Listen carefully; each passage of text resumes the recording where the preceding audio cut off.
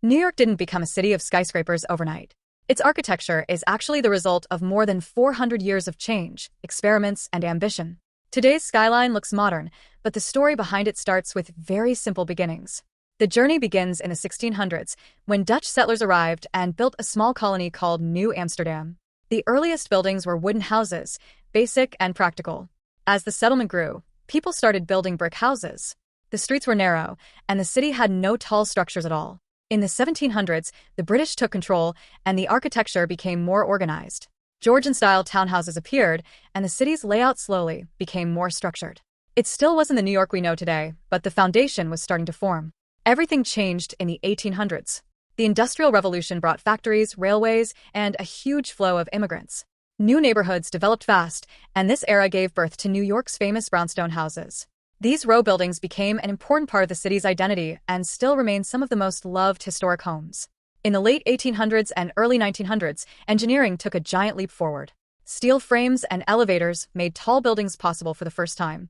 New York embraced this change immediately. The Flatiron building, with its unique triangular shape, became one of the first iconic skyscrapers.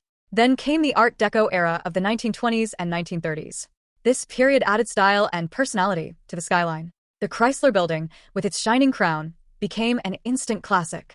And in 1931, the Empire State Building rose higher than any building in the world. It wasn't just a structure. It was a symbol of New York's unstoppable ambition. After World War II, architecture shifted again. Modernism brought clean lines, glass walls, and simple shapes. The skyline became sharper and more futuristic.